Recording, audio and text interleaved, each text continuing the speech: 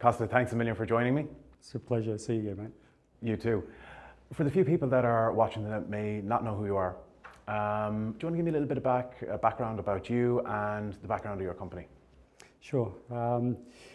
Look, I came here a very long time ago, but it was 2002. So I was actually brought in to train the locals on networking, on Microsoft products. So being certified on these key products, I think they wanted to upskill, and train their own guys and girls to be able to run the complex IT systems that will probably make up the future government entities and the ministries. There's always new ones popping up. So they wanted their own people to run these organisations. So my job was just to train them on these systems, and I enjoyed it. I did that for 8 years. It was in Sharjah University City. Right. Worked with High College of Technologies, which is I think at the forefront of training the locals to get them up to the international standard of computing. Okay. I enjoyed that. Great job, but there came a time when I thought, okay, time to go home. But I just think there was a niche in the market, that where they didn't really understand sort of video surveillance, and I was from a networking background. I knew storage quite well, and I had a few friends that were dealing in CCTV, and the big players, the big IT players were trying to do CCTV, but they had no special tools to really understand. And there was just an opportunity there. So, we started looking at some technologies that we could take forward and take to the market to show the end user, the customer, that the IT products are great, but there's a certain environment for these products. For CCTV, you really cannot use an IT product. You just can't do it.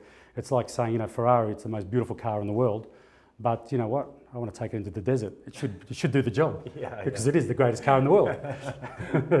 And you can see from this analogy that it just doesn't work there. And CCTV and IT is exactly like that.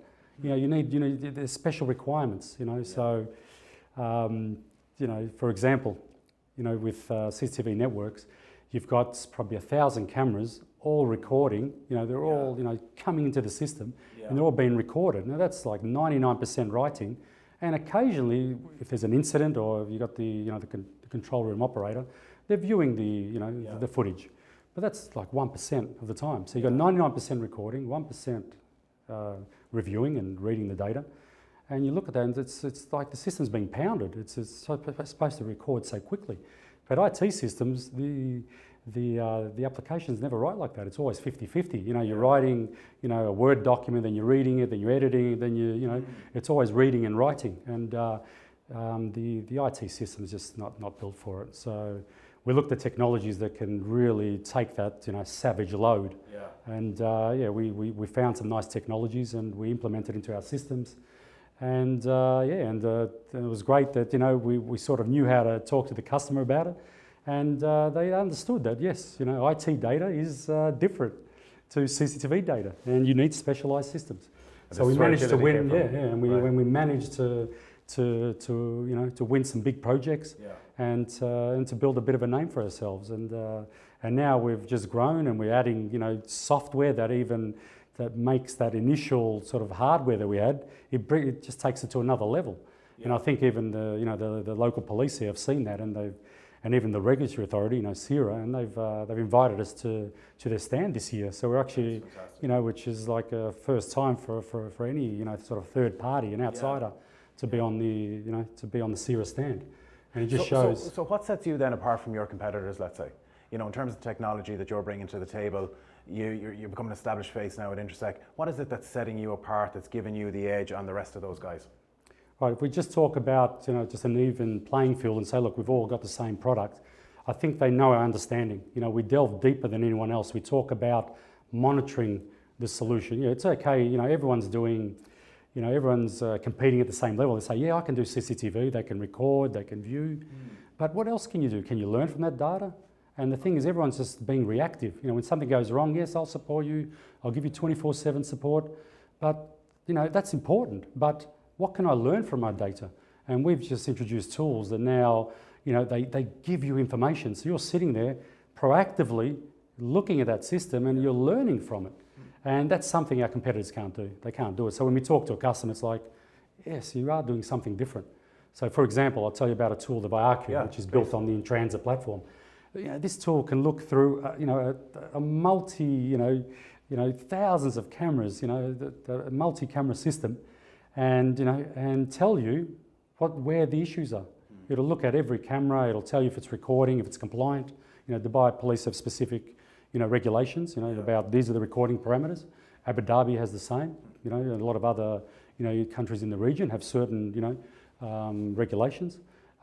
This will actually go through every camera and tell you, no, this is not compliant.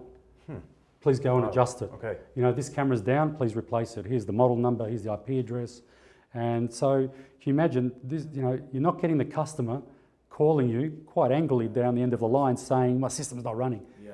You've already solved all these issues where he doesn't even know that anything's gone wrong. And things do go wrong in a system. You do have hardware failures, it's just natural.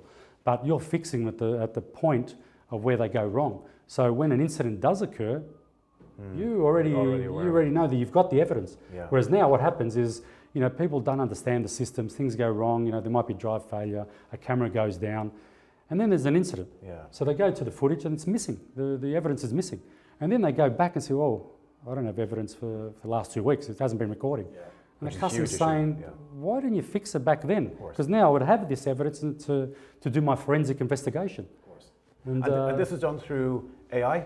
Or initially, yes, of course. Yeah, we use AI, so we use some processing power to collect that information, and then it just runs as a database of information. So then it just collects and learns. And the beautiful thing about the software is that if anyone installs like a brand new camera in another part of the world and something goes wrong with it, I leverage that information about that camera. So when I install it, I already know the issues. So I know what to tweak, what to adjust to make sure I don't have the same issues that person in another part of the world had. So I'm able to produce and to install a pretty tech savvy system that's it's comprehensive. It works, and the customers are happy. Your reputation in the eyes of the of the customer is like, well, no one else is doing this. You really know your stuff, and they just keep coming back to you. And we get called all the time for advice. From amazing anyone, police, intelligence. They just call and say, what do you think of this camera? Oh, we'll test it for you. Sometimes there's always a vendor that says, I've got the best thing in the world. So we've set up the test lab here. We've got 30 servers running, and it's just for testing. So we've got VMS vendors, software vendors, analytics vendors, camera vendors saying, can I install my system just to see how it runs? And then we really put it through its paces. So we've got specialized software that loads the system, replicates a massive, 1,000 camera system, and then you create some busy, and peak periods. You replicate, off-peak times, and you can really see the performance of the camera over a 24 or 7-day period. Okay, so as a company that's very clearly on the cutting edge of what you do, what do you see happening then in the next, let's say, 5 years within your category in terms of, like we said, AI or machine learning or technology that's emerging now that's going to have an impact on your business? Sure. Look, it's a buzzword at the moment. I mean, I could see it everywhere. Of course. AI, machine learning. Yeah. But I've seen a few presentations around, this exhibition, and I think they still fail to grasp it. It's like, I'm just going to say I'm doing AI, and that's it. And yes, I can collect information, but to really use AI, you've got to collect information and do something with it and learn from it, make a business case out of it, and really just improve the environment, improve the conditions, for the for the customer. He's just got to learn from this stuff. And when we say AI, we mean it. Yeah. We've got a system that, like I said, just learns the nature of your whole environment and tells you where things might fail. If you install a camera, is this the right camera for this environment?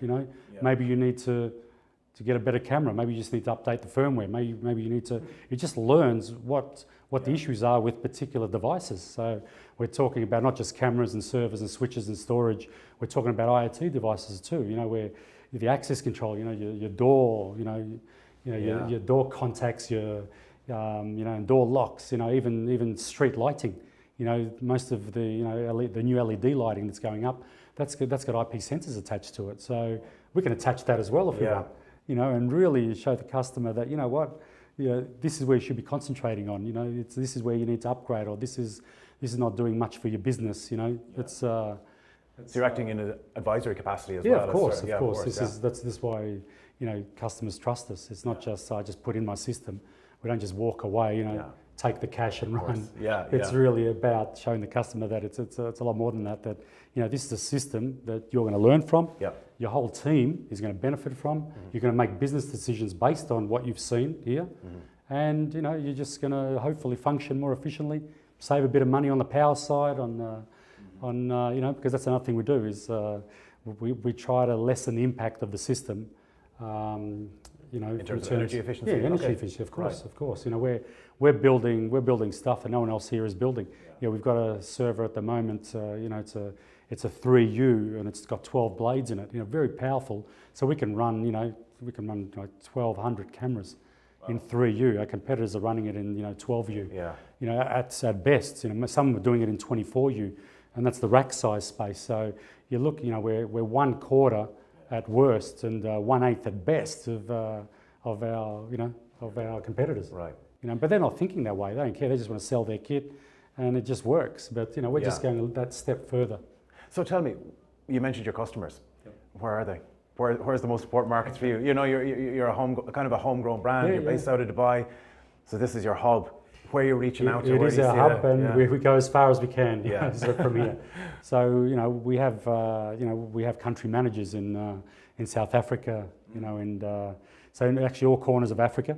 So we've got Nigeria, Tanzania, and Algeria. Okay, clearly important markets. Region they're important for us. I mean, they're growing. South Africa is important for us at the moment because there's a lot of big projects coming about, and they really want systems that will do the job. And so we've already sort of presented our solution where I think we're a cut above what they've seen. So that's nice.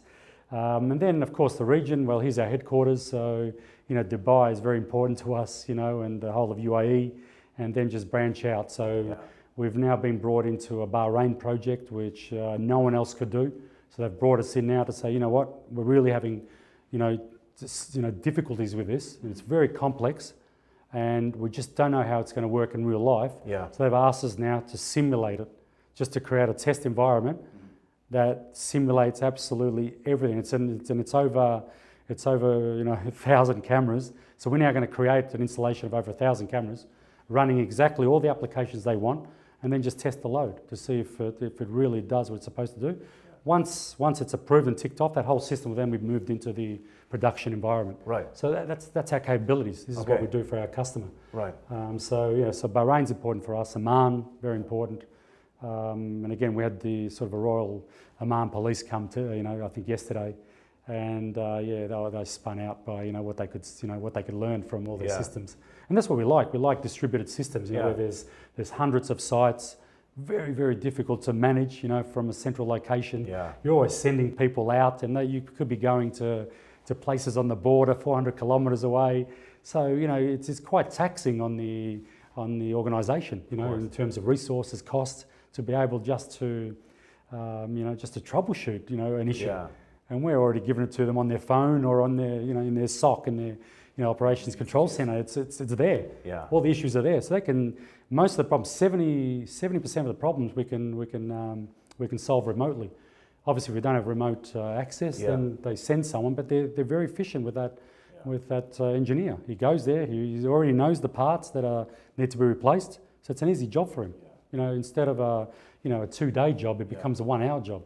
And that's where they can vary. And I think the smarter integrators in the market can already see that they're saving thousands of dollars a month, in terms of engineering costs. Plus, they can redeploy much more efficiently, which allows them then to get access to more jobs. you know, and get more maintenance contracts. So it's a win-win for.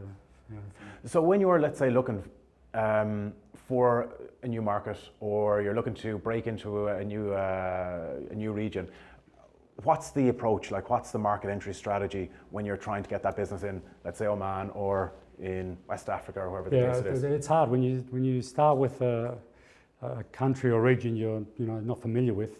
You really have to either go for an end user, for like for us it'd be police or a government entity.